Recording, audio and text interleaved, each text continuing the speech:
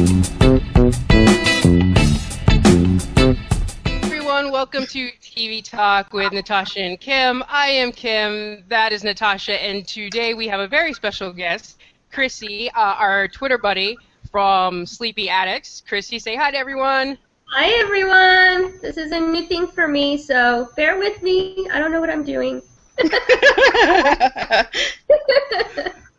So today we're going to discuss Sleepy Hollow. It's a very special TV talk. So we're going to discuss Sleepy Hollow, the season, and of course the season finale. I loved it. Natasha. Love doesn't say... Loved is too... I don't know. It's not big enough of a word, I don't think, for what I felt about it. It was done really, really well. It was a bang-up finale. It just ended on a high note. It was definitely a cliffhanger. Mm-hmm. You're really wanting to know what the heck is going to happen next season. That's right. I mean, it was crazy. Did you guys? Oh my God. Anyway, go ahead. Sorry. No, go ahead. No, go ahead. No, it was funny because Orlando Jones had asked people to tape themselves when they were watching the very end of it, and so I saw a lot of them hilarious. I mean, you'd not believe. Everybody was like, pretty much everybody had the same reaction. No, oh my God, what? No way! So it was just great that people did that. That they actually did send their videos. It was great. Is there a link? We should probably post that link. I know. I want to see those reactions too. They are all on my website under the fan reactions. If you want that. Okay. No, that's cool.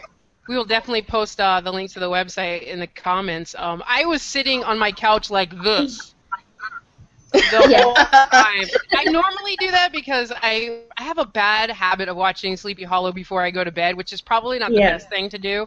And I'm always like this. But this time I was like, I didn't call it. I was completely whoop. Yep, totally. So none of us really predicted that was going to happen. John Noble. Oh this is spoilers, guys. So if you have not watched the finale, I am warning you now. We are definitely going to be discussing the finale and the season as a whole. So please leave now if you have not seen because this is the biggest twist in TV history, I think. That's how I felt. I had no idea it was coming at all. And I read between the lines. I mean, you guys don't know. I've watched these episodes like I don't know how many times. I didn't see it coming at all. Yeah, go ahead. Go ahead. Sorry. No, I was going to say, I knew that the sun was going to get involved somehow after the Golem episode, but I did not have an idea that was what was going to happen. John Noble is Icky and Katrina's son. Really? The Sin Eater? And then it made sense. I'm like, because he had these powers. And yeah, you think it's a gift and he helped them out, but he's the second horseman. What? I don't understand.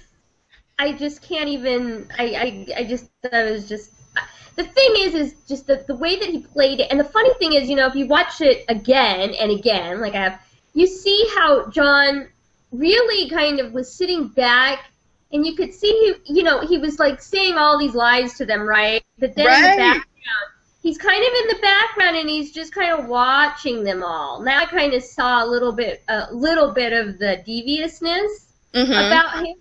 But, I had to go back and rewatch it because I, didn't catch it the first million times. No. But no, it was really good, and the way he did it was just, I mean, it was flawless. Flawless. Yeah, and when they flashed back to what he was saying, I'm like, are you serious? Yeah. How could I not have caught that, for real? I know. And, and the funny thing is when he said it, I remember that scene. He was doing the crosswords, and they were like, he's like, it calms me, and then he went on this little tangent, and I'm like, and it didn't even dawn on me at all. I thought he was talking about, because of the crosswords. I thought he was referencing the crosswords, I've never felt so fooled since The Sixth Sense. I mean, I literally was like, oh, Kim. Since you watched the episodes over more than once, I'm kind of confused. Okay. And I might be going off topic here a little bit, but okay. So That's how we do. I know they explained what a sin eater was, but like, how did he? Did they ever say how he got that way? Because I don't. He didn't just was born a sin eater, was he? Because they didn't say that about his childhood or anything. So no, I don't think they actually explained that. But what was really interesting is we didn't see the. I'm wondering if it's going to be on the DVD. The scene where he puts the bug in Katrina's ear while she's in purgatory. About the sin eater that can separate Crane and the Horseman, and she says, he said at the end of this thing, he put it in her mind in purgatory. So there must have been a scene where she comes across him, which I don't know how that would be. Now, of course, it makes sense. If he's the second Horseman, of course he's going to be in purgatory. He has the ability to be in purgatory. I don't know. They never really explained that. I need to watch it all over again. I mean, that episode made me want to sit down and watch the series over again, because there's a lot of series out there where, yes, there are aspects of it that go from episode to episode and for the finale, but you don't have to necessarily pay attention each episode. I feel like I really needed to pay attention every single episode, and I might have missed something. That's why I watched. Well, this is the thing. I mean, like the first 3 times I watched it, I was on Twitter. I was multitasking. I was like making all kinds of, you know what I mean? But then last time I watched it just completely with no distractions, and you pick up a lot. There's a lot of references to obviously the 18th century, whatever. I love all of the old American, history that we get with it, and I love how they have the twist. They have so many twists and turns, and the fact that, supposedly Ichabod Crane, he's the one that started the Boston Tea Party. I mean, like these little things are just exciting. Yeah. And then, there's so much lore, and I like the fact that they're using like these ancient languages and stuff like that. I just find that's really interesting. I mean, it's just a very interesting show. And of all the new shows that I watched, I watched obviously when Sleepy Hollow premiered.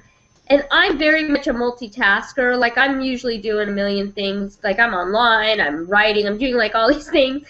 And Sleepy Hollow was the first show where I had no urge to do anything else except for you have to concentrate on the show. You do, because otherwise you miss stuff. And that's why I don't know, it kept my attention. So...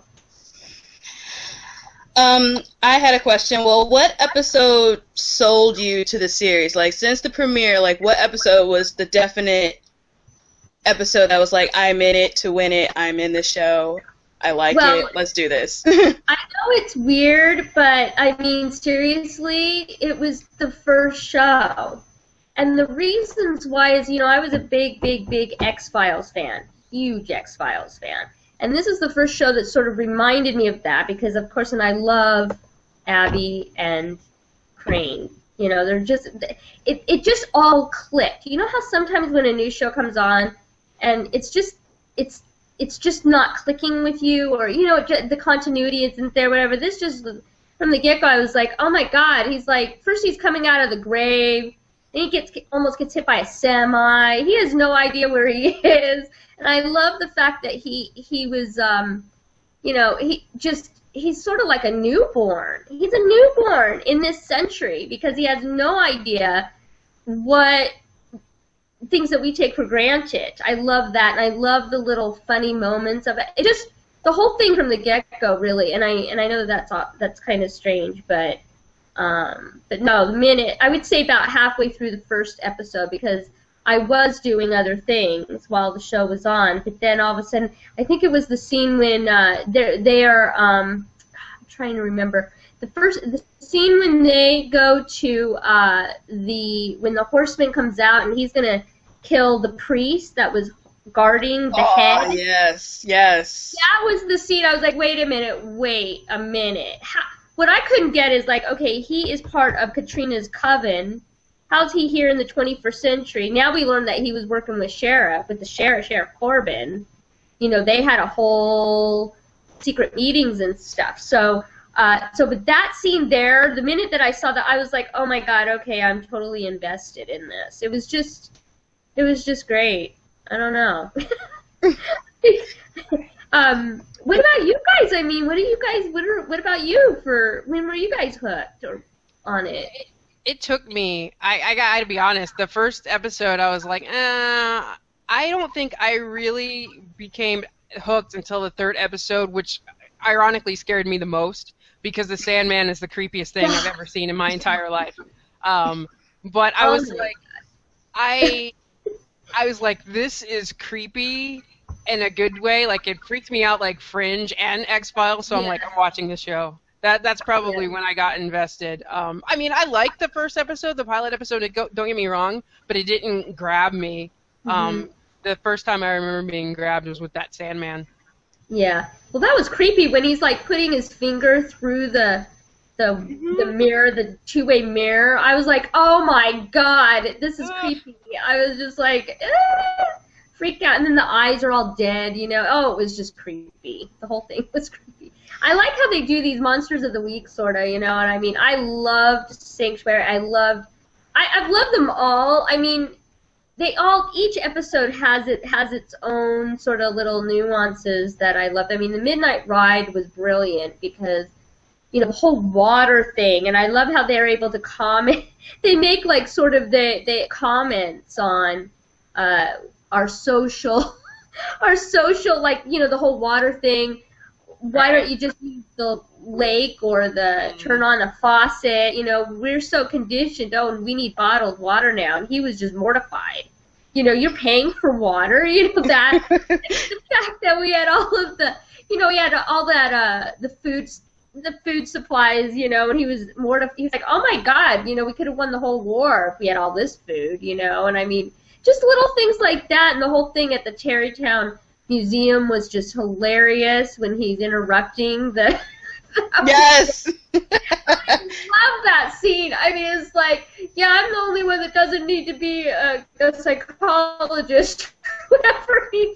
Abby's dragging him out of the room. I mean, there were like those moments. They stick out in my mind, and I think episodes like really the first real episode, other than the fist pump, which I absolutely, that's so just adorable.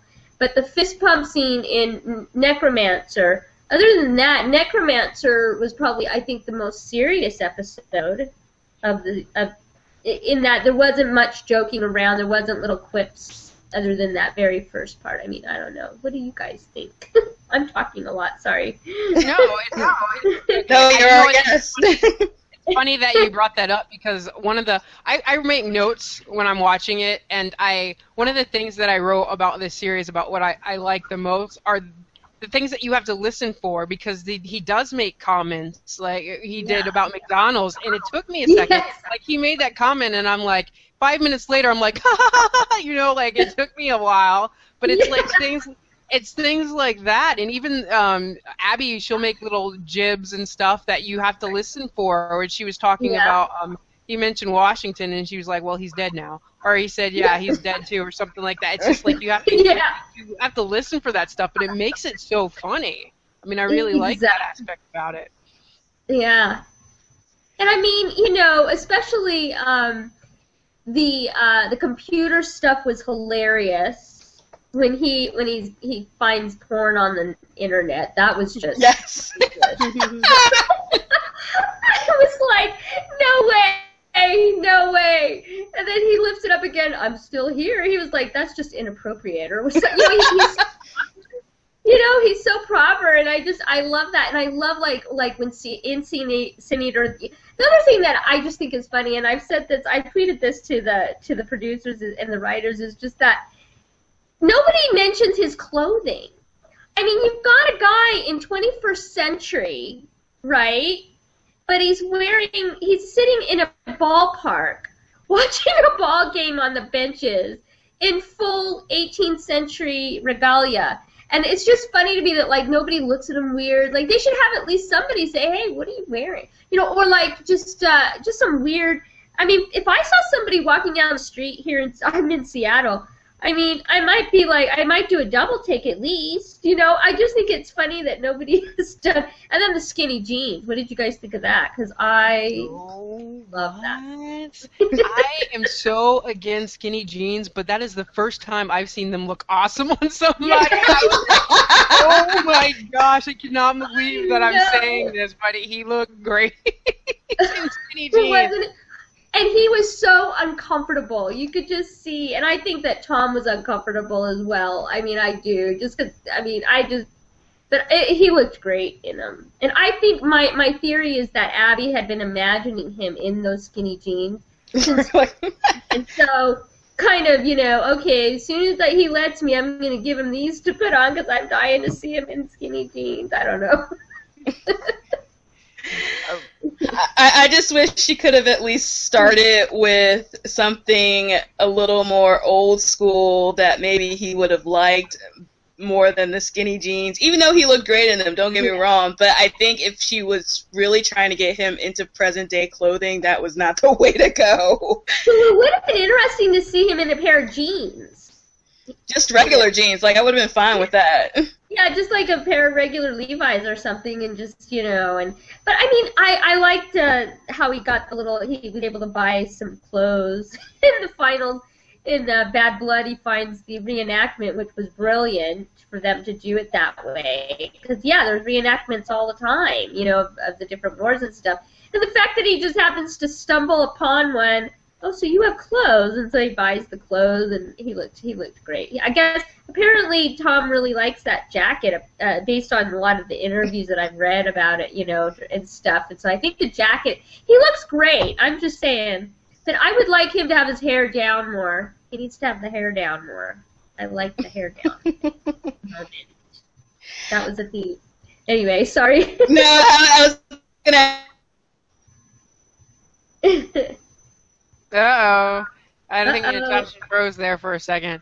We'll just keep talking and see if she gets back. Right. Yeah, breaks it up. But, so, I don't know. I really liked him, and, I think she came back right here. I heard the little ding. Little ding. Are you there, Natasha? Yeah, I'm here. I'm here twice, apparently, and now I need to get rid of... Oh my gosh, this is embarrassing. This is my first time actually doing it. Kim usually does it, and now I'm like, alright, really?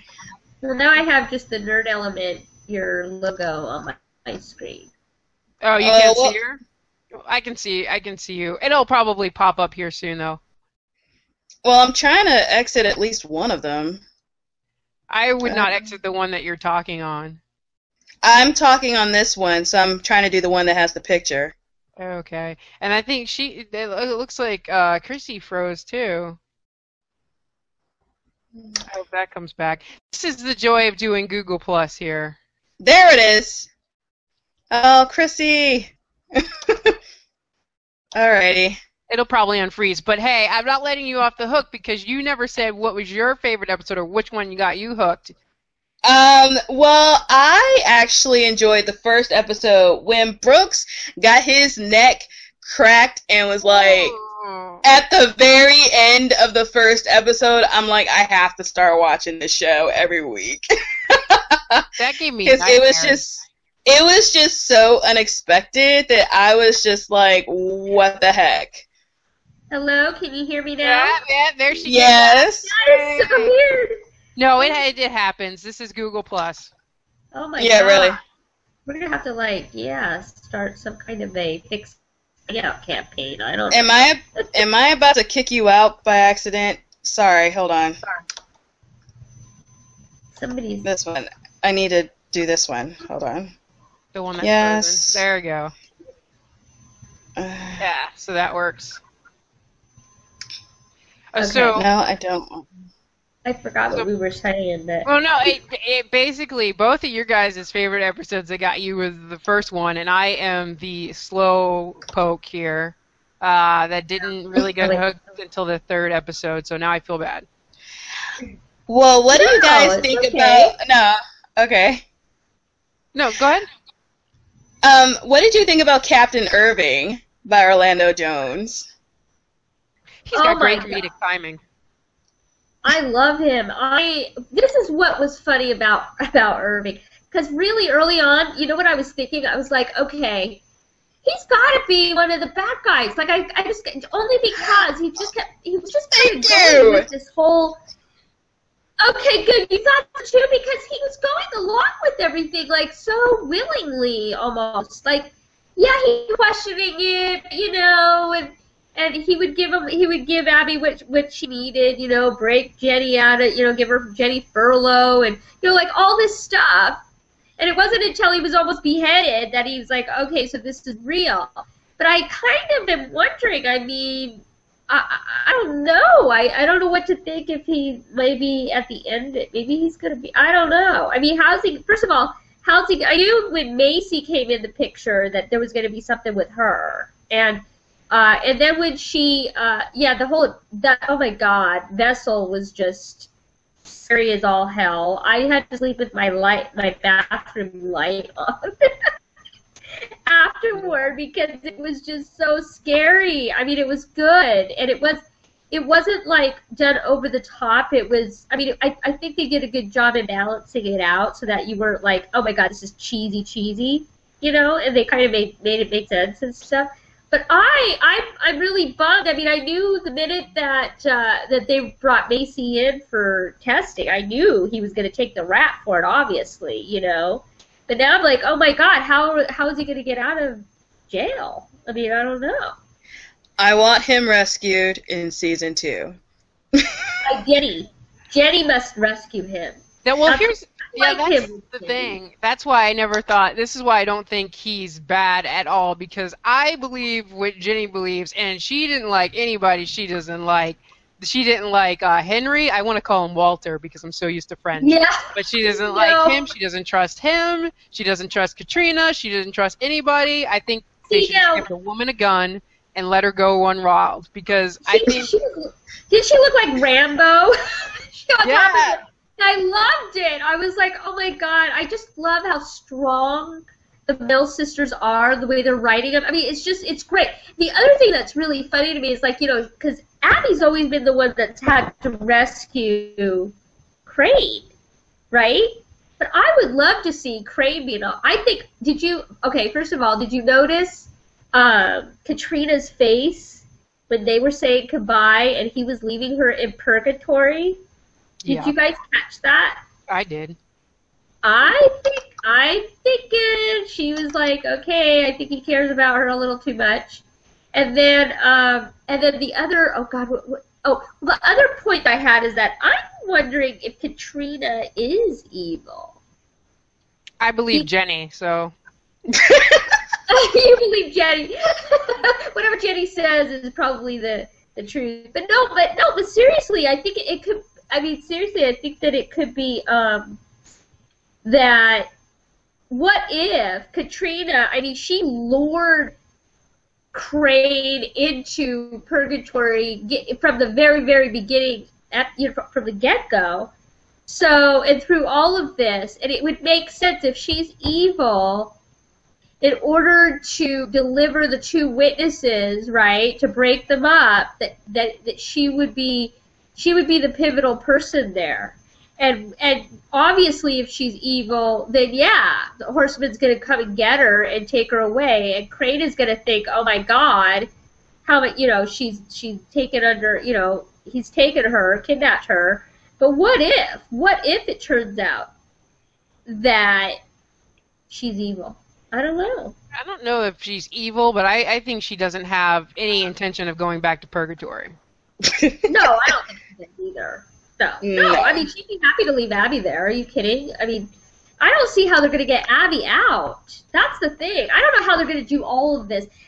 So then people on Twitter, I don't know if you guys saw any of the conversation. We were trying to figure out, because remember in the beginning of The Indispensable Man, the whole phone thing was hilarious. That Crane knew that flip phone was obsolete. He wanted a smartphone. Yes. That was brilliant. I believe that. I was like, no way. And so then she gives him the smartphone. But see, so when he was buried in, the grave, whatever, and I'm thinking, oh well, he has her smartphone. So, they could do the GPS thing, right? Well, no, they must have switched it out because remember at the beginning of Bad Blood, he's got his flip phone in the reenactment, so I don't think they can track him with the GPS now. I don't know how they're gonna do it. How's anybody gonna know anything that's how's Jenny gonna get? Jenny looks like she's in trouble. Yeah. I mean, what do you guys think? What are your theories for season 2? I don't know. I don't know what's gonna happen to Jenny. Like, that's kind of hard to walk away from. I know. It's upside down. It is. It's like crazy. Oh, sorry. No, go ahead. No, I was gonna say she's a boss. She can walk out of anything. She has a gun and she is a badass. So I mean, she's an ex-mental patient. She's got a gun. She's good to go. I'm really hesitant on and trying to guess what's coming up season 2 since I failed so miserably in figuring out what was going to happen at the end of season 1. Well, I did read an interview that was released this afternoon. Somebody did it with, I can't remember, forgive me, I don't remember exactly, but Mark Goffman was interviewed about season 2, and they said that, yeah, I mean, he's like, don't fear, I think Jenny's going to stick around, and what else was it? And that Crane is going to be against the clock because of the fact that, well, obviously, I mean, he's not immortal. So, nor is he under some kind of a magic spell in that tube. So he's gonna literally, he's running against the clock because he's gonna run out of air. I mean, he'll die if he runs out of air. So I don't know what they're gonna do with that. And then what else did it say? It said that, and it said something about oh gosh, I can't remember now. I can't remember it all. Sorry, guys. Oh, it's okay. No, that's all right. But what do you think, like, I mean, we know John Noble's going to be back for season 2, so he's obviously, he's the Horseman of War. What kind of war do you think it is? I mean, do you think that it's going to be like a civil war? Do you think it's just, I mean, he's going to cause unrest. That's what the Horseman of War does. And he pits people against each other. So it's going to be really interesting within this little close-knit group that knows what's going on. Are they going to start turning against each other? I don't know. What do you guys think?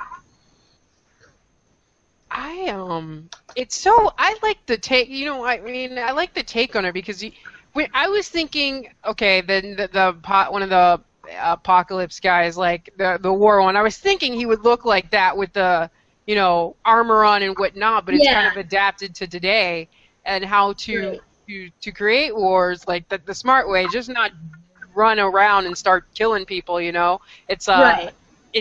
They're being sly about it, and I really like that aspect.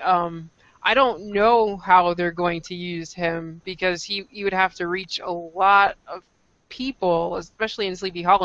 And I don't even think he lives there, right? Because he takes trains and to meet them, and although, is he going to make command station there now? I mean, I don't know. He thinks he's gotten rid of Abby and Crane, so he doesn't think he's got any kind of obstacles at this point. But what did you think about that end with the dollhouse? That was interesting.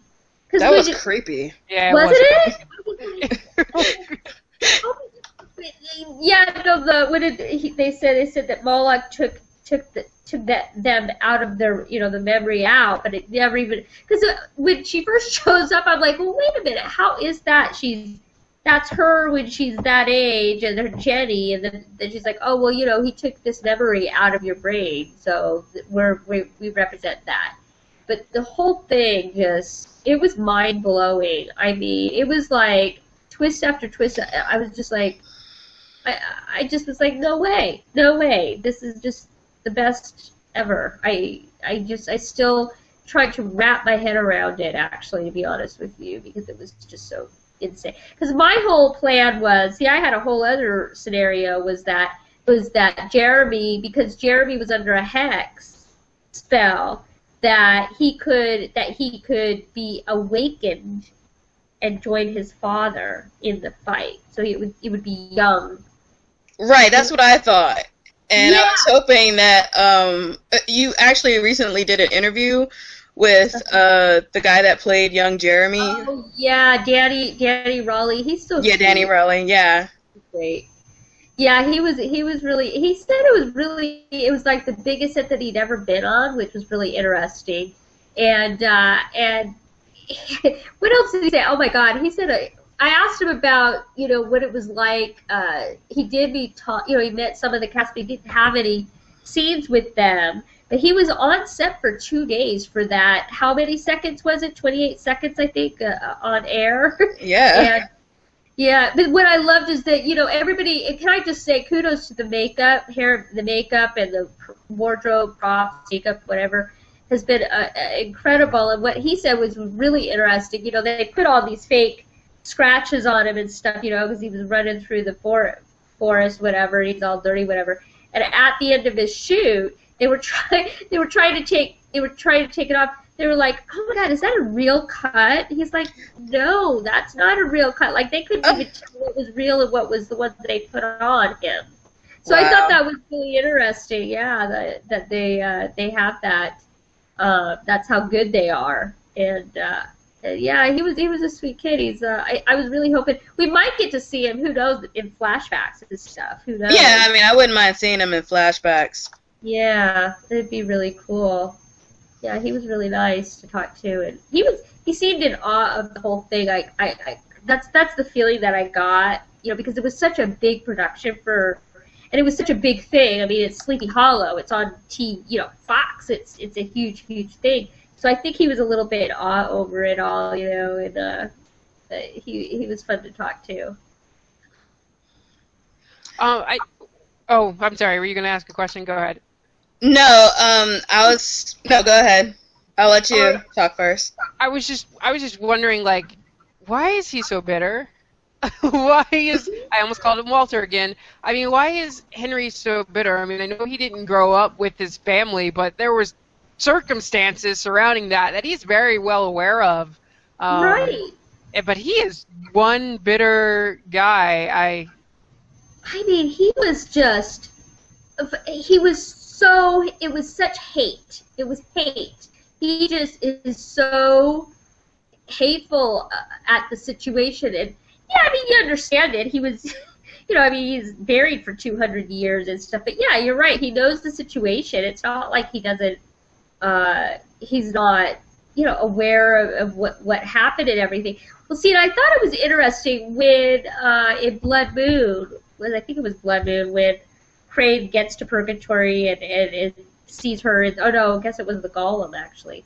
Yeah, the Golem when Crane gets to Katrina and she's in the church, right? And she's praying for Jeremy's soul. That's the other reason that kind of makes me think, okay, well, why would she be praying for Jeremy's soul if she didn't know who he was all along? And that she's working behind the scenes. What do you guys think of that?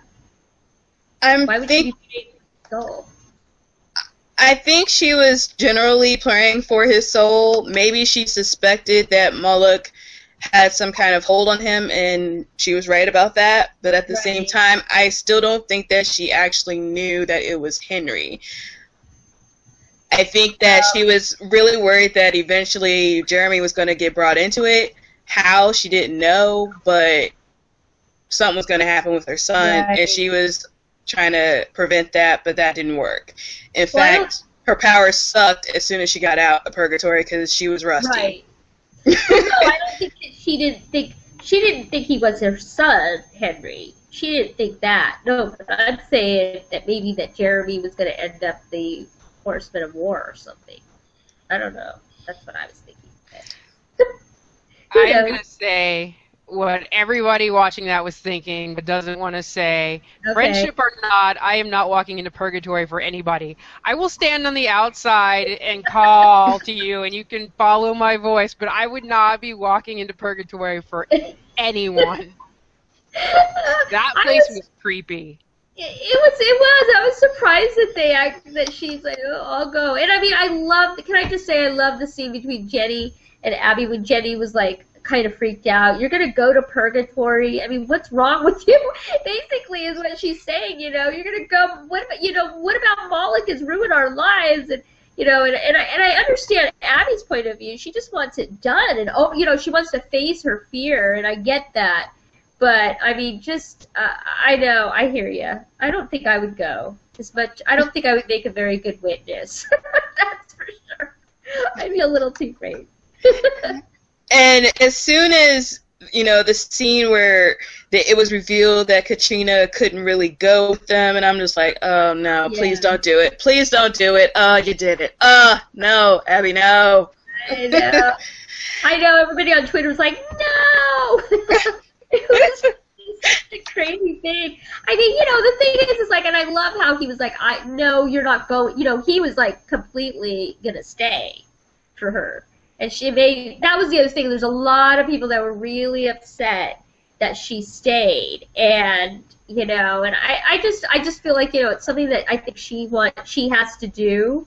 She felt that she has to do to deal with it. I think that was sort of her mindset in that. But that scene when he's like, I will be back for you, and they hug, and I was just like, OMG. How adorable is my Ichabee? I love them. They're so cute. Are you guys Ichabee fans? Are you? Yeah.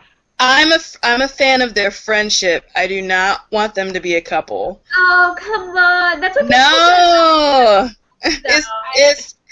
It's one of those things. I like their friendship better. I don't want them to be a couple. See, that's something that can change over time. Right now, I'm kind of indifferent to it. Like, I like both of them individually. If they weren't a couple, it wouldn't bug me. If they were, it probably wouldn't bug me. But see, that can change over time, I think.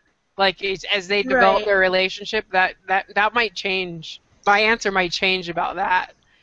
Well, I mean, let's face it, he's old-fashioned and he's loyal to his wife, and I just don't want another scandal situation right now. Yeah. I like them as friends. Well, that's why I'm saying, there has to be something that happens that's going to break that bond that he has with Katrina.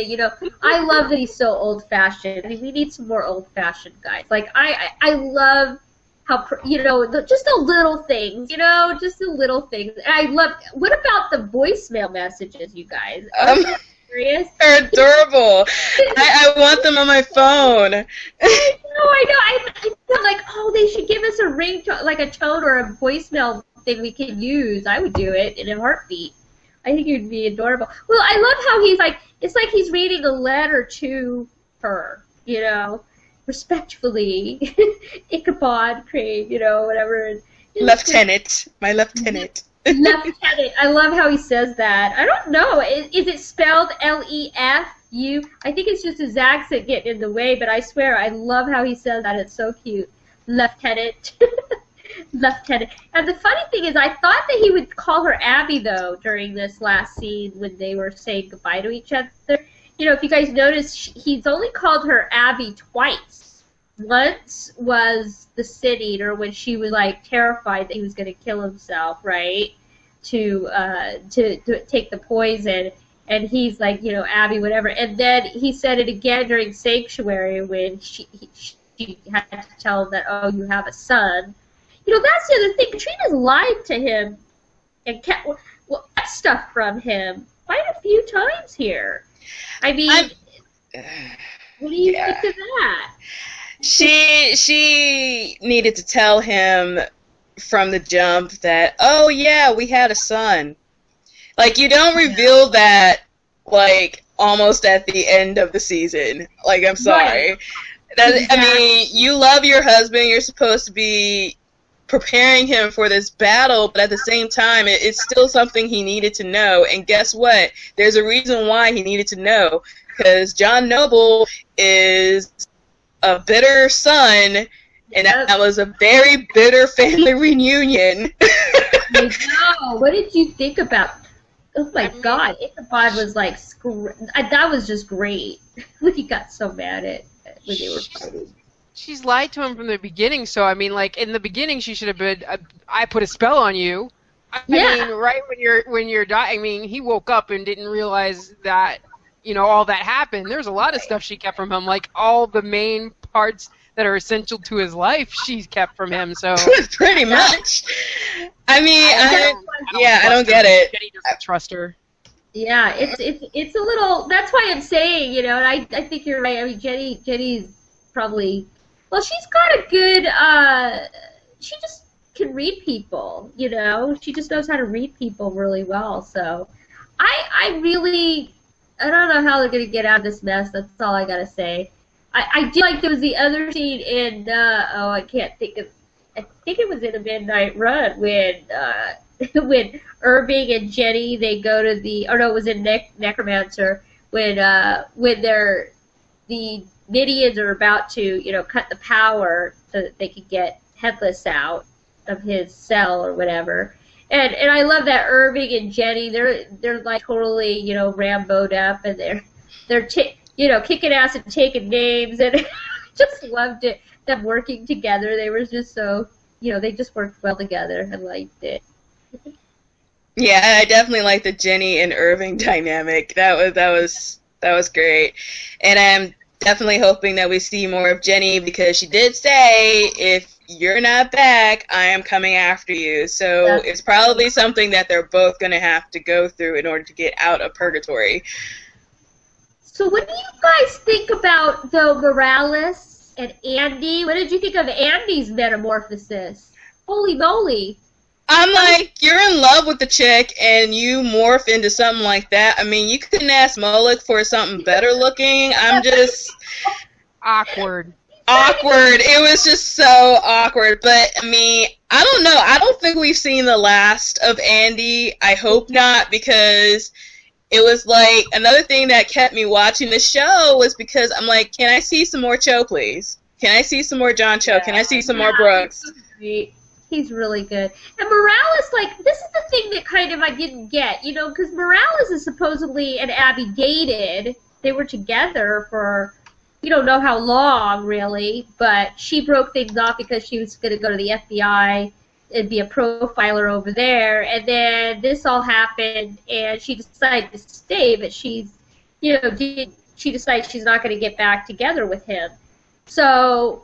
But supposedly he's in love with her, I thought. So I thought it was kind of strange that, I would think Morales would have been the one that would have been all wigged out and in love with her and, like, end up being the, Moloch's minion over Andy, because I don't think of that part. That's the one thing that I would say that kind of didn't mesh, was just that I didn't think that we had enough of John Cho, of Andy pining away for Abby, kind of. I mean, right from the very first episode.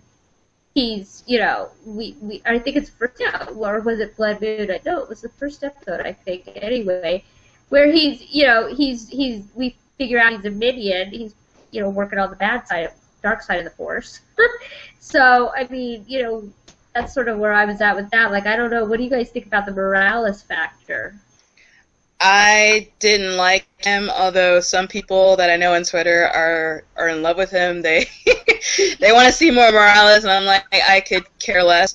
But it was just so sad that she was so susceptible to be like the demon to get into him, and so the demon can move on to the daughter. Yeah.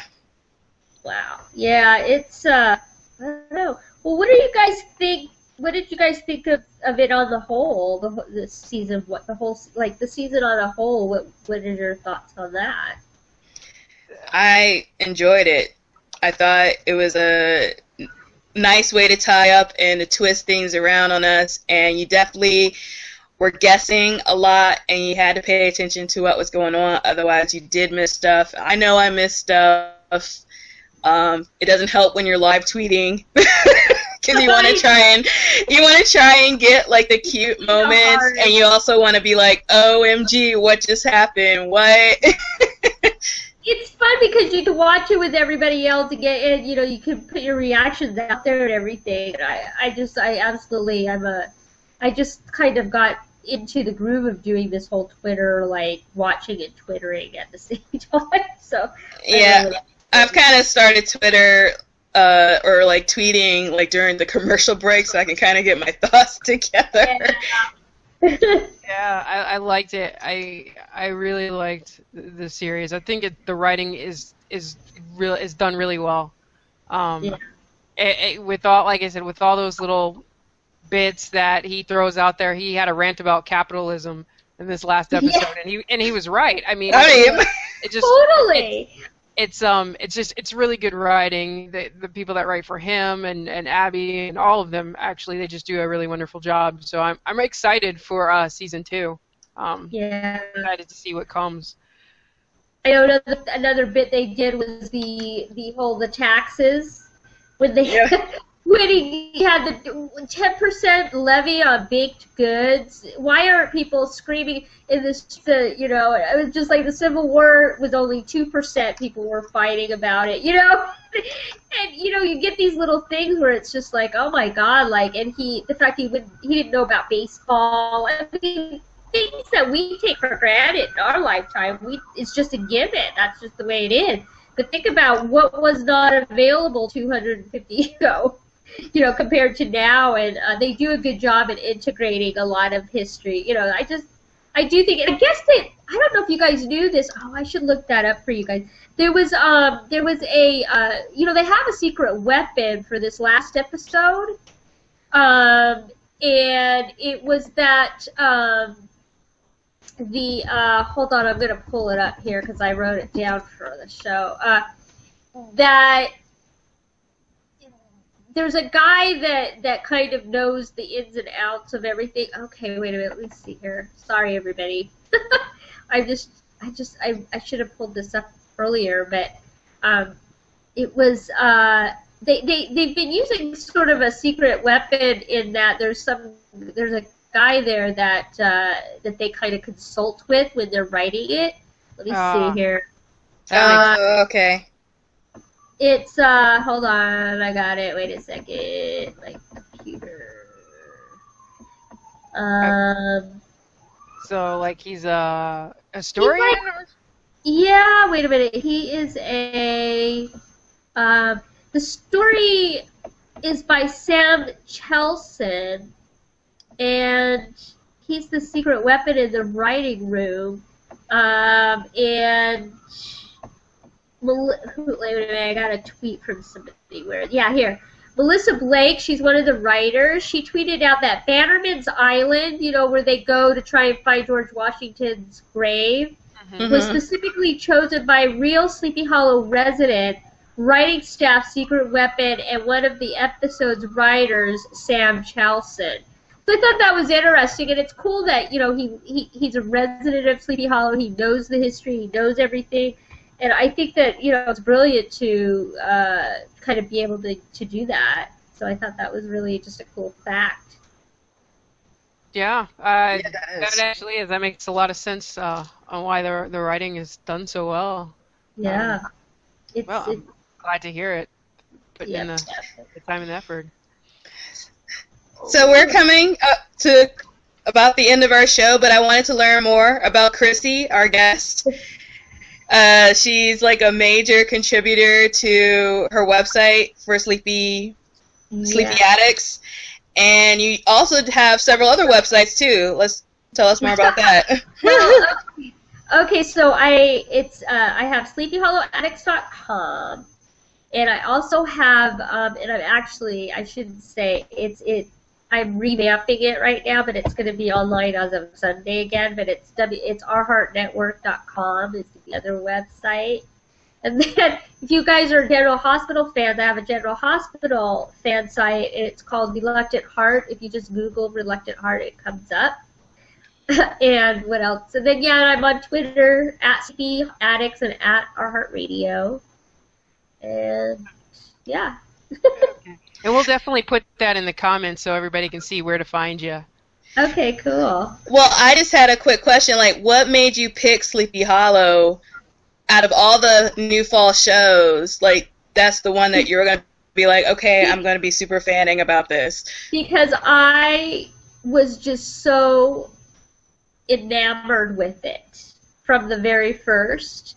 I just could not. I'm like, I just love this. I just need to talk about it. You know, it was like that. It was like, I just need to talk about it. And hopefully I'll find some other people that I'm like, well, I better put a Twitter account out there. Maybe I'll find some other people that are watching the show. And it was funny because I was going to do the show. The show was planned. I was going to do it like before John Doe, episode 5. But then I got sick. And so I'm like, oh, crap. But then there was that 3-week hiatus of hell that I went through. Everybody was withdrawing.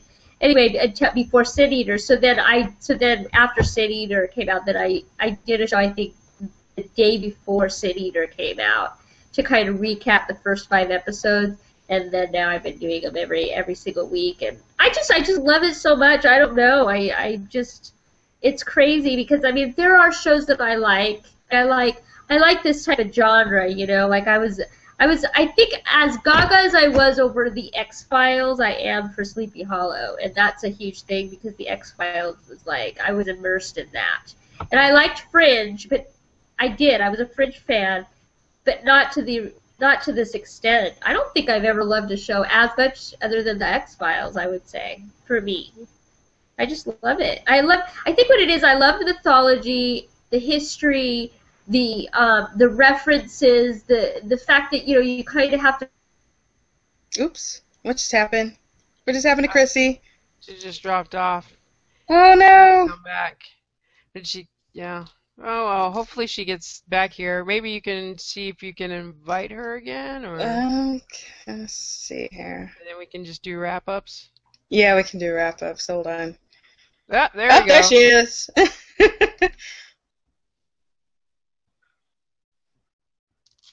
Gosh darn Google. You know, folks, it comes with the Google. Comes with the Google. Hello? Hi, there we go. Sorry, I think I talked too much. No. That's Google Plus. No, but yeah, you were talking about how much you like the show. I mean, I really like the show too. I think.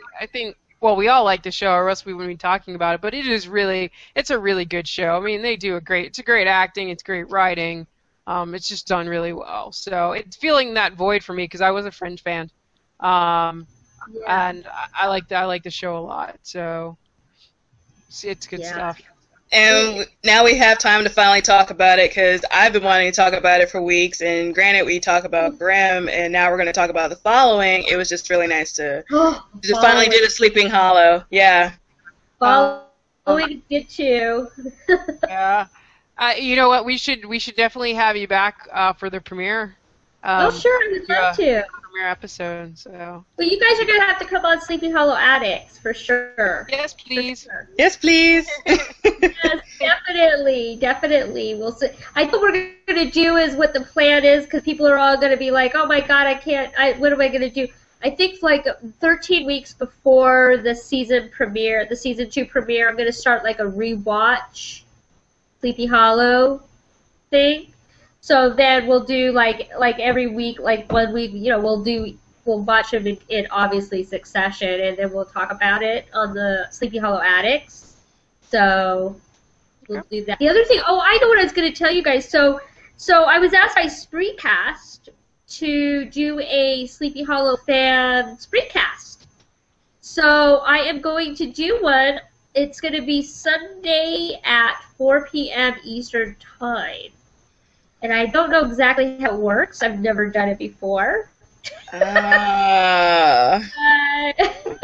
will see how that goes. I don't know. So you guys have to, definitely join us for sure.